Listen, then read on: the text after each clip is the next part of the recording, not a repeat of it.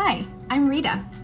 Hi, I'm Cash, and we're gonna share a cookie recipe with you. These are the ingredients that you're going to need, so gather them first before you get started.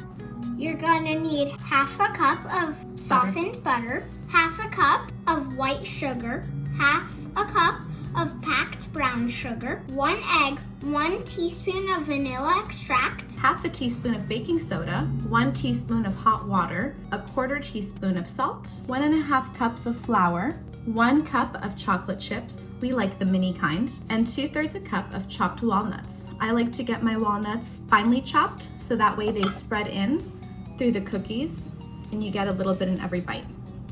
So, our first direction is to preheat the oven to 350 degrees. and you're gonna wanna have an adult help you with this. Next, you're gonna cream together the butter, white sugar, and brown sugar until smooth. Until smooth. So we're gonna grab our ingredients right now. So we need to cream together the butter. So we'll add that into our big bowl. Scoop that butter out. Make sure to scoop the butter and get all of it in because it might be sometimes like sticky. Okay. Next, we need the Brown sugar. brown sugar. No, It's okay, go ahead. okay, let's add that brown sugar. Now we need white sugar. So we're gonna slowly spread that around. We're mixing it. Go ahead, cream it together. And while Cash is creaming that together, I'm gonna go ahead and add the teaspoon of vanilla. This gives the cookie a nice fragrant aroma. Once you have a nice smooth consistency, you're gonna take the baking soda and mix it in the hot water. And you can use anything to mix this. You can use a whisk or even a fork, and you want it to just dissolve. This gives the baking soda the opportunity to get activated before you start baking. You just let that sit. Next, you're going to add the salt into your creamed brown sugar and butter mixture. There's the egg. Now we're gonna want to mix the egg to where the yolk and everything in that egg spreads around in the flour and everything else we have in this bowl. We're gonna add the chocolate chips and the walnuts so then we can get a nice flavor of them in every bite we make of the cookie. There we go.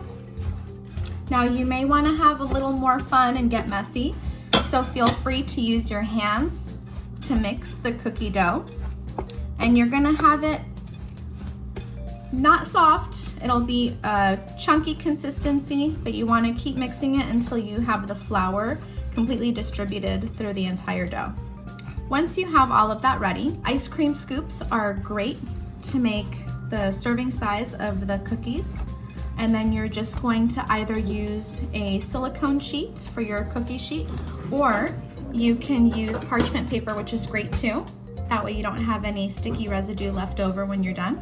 And for an example, this is an ice cream scoop that you could use to scoop it up and use your hand to make the ball.